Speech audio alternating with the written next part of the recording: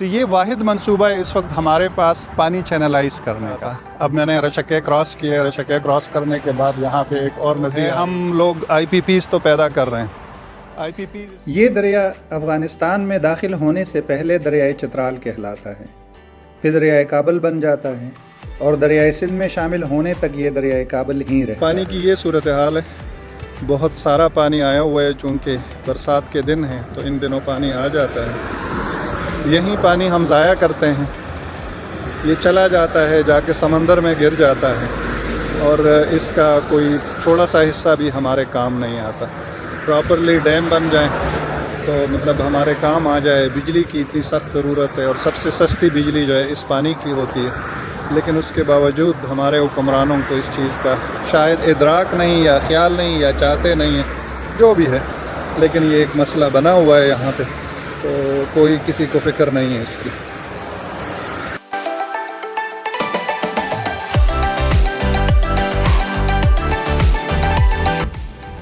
جی دوستو، اس سے پہلے میں نے آپ کو دریائے کابل دکھایا، اس میں جتنا پانی آ رہا تھا۔ اب میں نے رشکے کراس کیا، رشکے کراس کرنے کے بعد یہاں پہ ایک اور ندی آ رہی ہے۔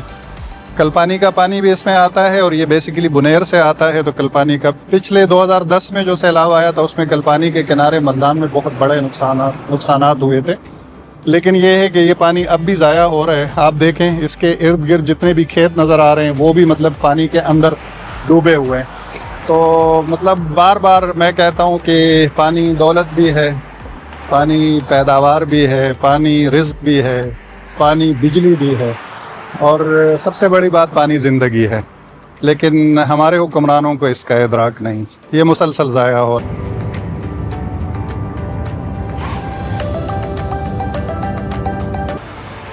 دریائے سندھ ہمارے دریاؤں میں سے سب سے بڑا دریا ہے، لیکن اس کے اندر بھی جب پانی زیادہ ہو جاتا ہے تو کناروں سے باہر نکل جاتا ہے۔ یہ دریائے سندھ سے باہر نکلا ہوا پانی ہے۔ آگے جا کے میں آپ کو دریائے سندھ بھی دکھاتا ہوں اس کی کیا صورتحال ہے آج، لیکن یہ دریائے سندھ سے باہر کی یہ صورتحال ہے۔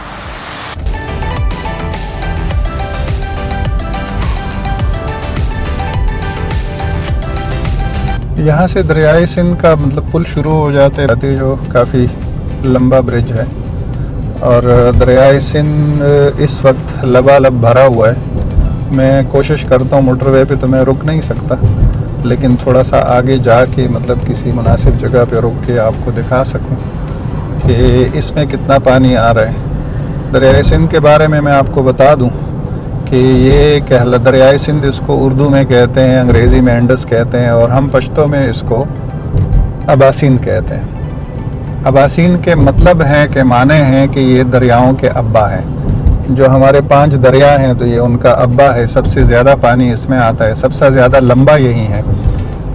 شاید دنیا میں جو لمبے مطلب دریا ہیں ان میں سے ایک یہ ہے۔ یہ برسات میں آسمان کی صورتحال ہمیشہ ایسی ہی رہتی ہے۔ یہ اوپر موٹر وے اور اس کے نیچے دریائے سندھ کا نظارہ، یہ لبالب بھرا ہوا ہے، ایک کنارے سے دوسرے کنارے تک پانی بہہ رہا ہے۔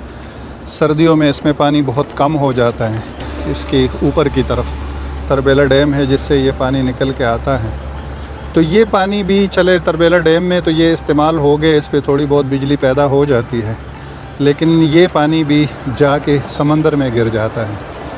اس کے اوپر نیچے کالا باغ ڈیم کا ایک پلان ہے، جو میں ابھی چھوٹا سا بچہ تھا اس وقت سے شروع ہے، شاید 40 سال 45 سال تو اس کو ہو گئے، تو اس پہ ابھی رتی برابر کام نہیں ہوا، اور وہ سیاسی چپکلش اور سیاسی اختلاف کا شکار ہوا ہے، تو وہ بھی پانی کا ذخیرہ یا بجلی کی پیداوار وہ چیز نہیں۔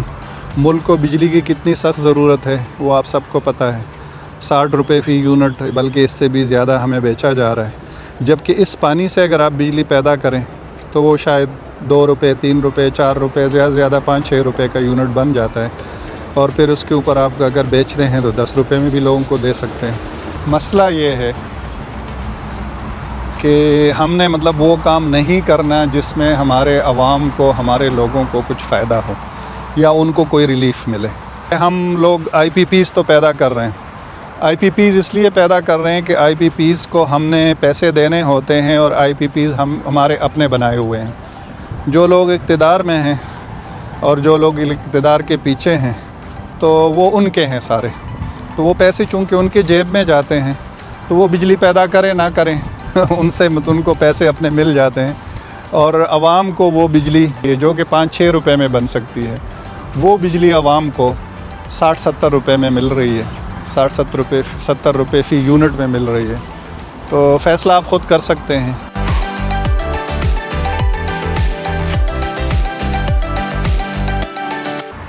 یہ میرے پیچھے جو ہے یہ غازی بروتا کا نہر ہے. تو یہ تربیلا ڈیم سے نکلا ہوا ہے. غازی کے قریب اس پہ بند بھی باندھا گیا ہے اور یہ بروتا تک جاتا ہے. تو یہ واحد منصوبہ ہے اس وقت ہمارے پاس پانی چینلائز کرنے کا.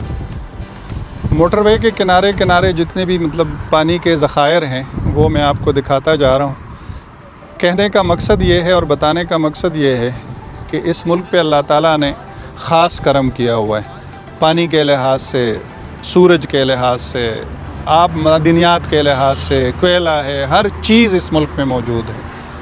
میرے ذاتی تجربے کے مطابق جو چیزیں امریکہ کے پاس ہیں وہ ساری چیزیں ہمارے قدرتی وسائل وہ سارے ہمارے پاس بھی ہیں.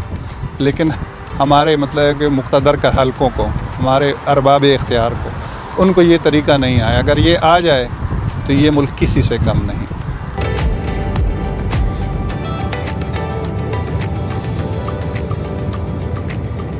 یہ ہرو کی ندی ہے. کچھ لوگ مچھلیاں بھی پکڑ رہے ہیں. برسات میں تو اس میں پانی مزید بڑھ جائے. اس وقت بھی اس میں زیادہ پانی بہہ رہا ہے. ویسے روٹین میں اس میں اتنا پانی نہیں ہوتا، اس سے کم ہوتا ہے.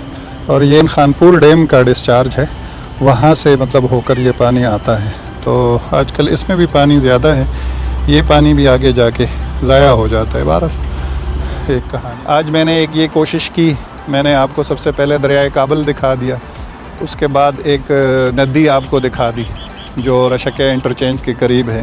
اس کے بعد یہ میں نے آپ کو دریائے سندھ دکھا دیا جو پاکستان کا سب سے بڑا دریا ہے اور جس کو ہم پشتو میں اباسین کہتے ہیں. تو یہ صرف اس لیے ہے کہ آپ لوگ سوچ لیں کہ ہمارے بارے میں بھی کوئی سوچتا ہے کہ نہیں. بس اتنی سی بات ہے. پہلے سے بتا چکا ہوں کہ پانی کتنی قیمتی چیز ہے.